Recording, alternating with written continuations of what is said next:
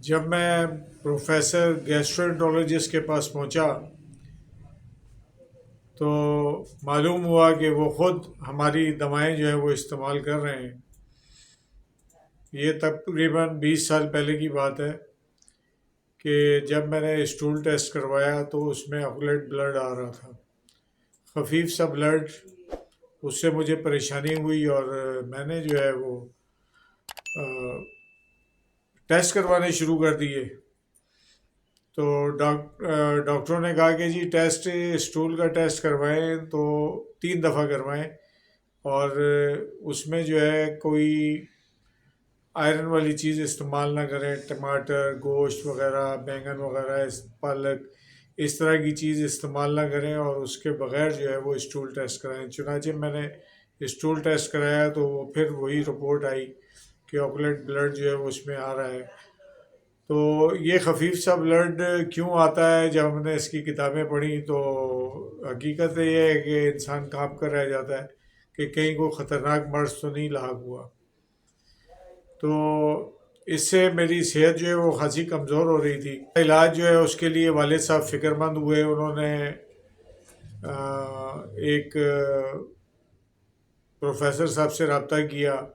وہ پروفیسر جو ہے وہ ایک اور پروفیسر کے پاس لے گئے، کراچی کے ایک بڑے اسپتال کے پروفیسر کے پاس۔ تو انہوں نے کہا جی آپ کی 2 ٹیسٹ ہوں گے، انڈوسکوپی بھی ہوگی، سگمائڈوسکوپی بھی ہوگی، اس کے بعد پتہ چلے گا کہ آپ کی آنتوں میں کیا مسئلہ ہے جس کی وجہ سے بلڈ رس رہا ہے۔ تو پھر جو ہے وہ انہوں نے ایک ہی دن میں یہ دونوں ٹیسٹ کیے، اور کرنے کے بعد دوسرے دن اس کی رپورٹ کے لیے انہوں نے کوئی تحریری رپورٹ نہیں دی، لیکن زبانی رپورٹ میں جو ہے وہ پروفیسر صاحب کہتے ہیں یار یہ تو ہم نے دیکھ لیا ہے، آپ کو کوئی بھی تکلیف نہیں ہے، آپ کی آنتیں جو ہے وہ بالکل کلیئر ہیں۔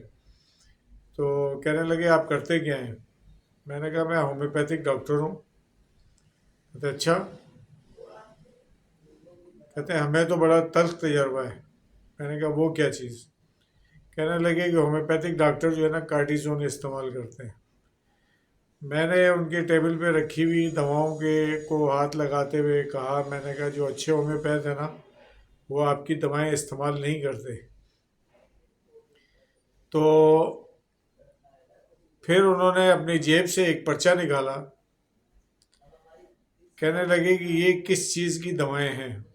اس میں کوئی 15-20 ہومیوپیتھک کی دوائیں لکھی ہوئی تھی۔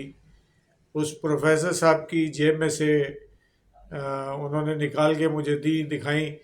تو میں نے ایک ایک دوا کو لے کر اس کو بتانا شروع کیا کہ یہ کس کام آتی ہے اور یہ کس کام آتی ہے۔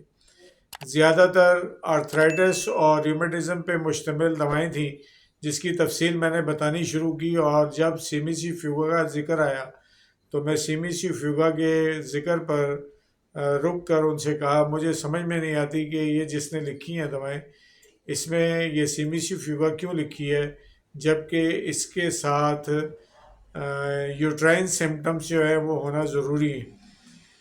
تو وہ پروفیسر صاحب یہ کہنے لگے کہ اچھا میں اس سے پوچھوں گا کہ اس نے مجھے یہ دوا کیوں لکھ کے دی۔ تو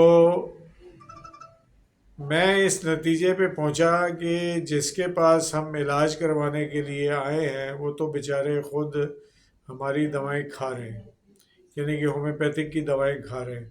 تو مجھے اس پہ بڑا فخر ہوا کہ ہومیوپیتھی کو بڑے بڑے لوگ تسلیم کرتے ہیں لیکن منہ سے لفظ ادا نہیں کرتے۔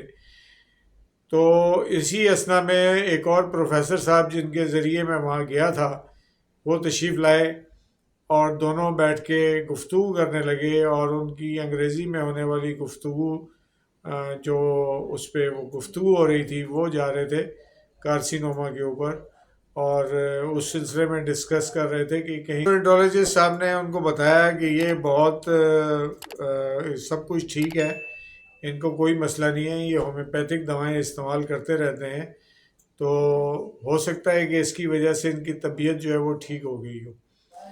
تو ان دنوں میں نے جو ہے وہ پروفیسر صاحب جب باہر نکلے میرا ہاتھ پکڑ کے زور سے دبانے لگے، کہنے لگے کہ اب ہومیوپیتھک دوا نہیں استعمال کرنا۔ میں نے کہا یہ آدمی خود ہومیوپیتھک دوائیں استعمال کر رہا ہے تو وہ خاموش ہو گئے۔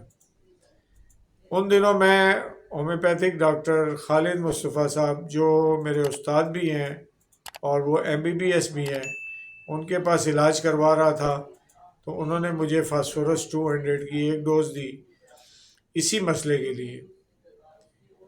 تو اس کے بعد جو ہے وہ میرا مرض جو ہے وہ ختم ہونے کا نام نہیں لے رہا تھا، لیکن ایک ہفتے کے بعد جب میں ان کے پاس گیا، میں نے کہا سر یہ اس دوا نے مجھے کوئی فائدہ نہیں پہنچایا، تو کہنے لگے کہ ایک ہفتہ اور انتظار کرو، یعنی کہ فاسفورس 200 کی ڈوز انہوں نے جو دی تو ایک ہفتے تک اس نے کوئی اثر نہیں دکھایا، لیکن ایک ہفتے کے بعد انہوں نے کہا کہ ایک ہفتہ اور انتظار کرو۔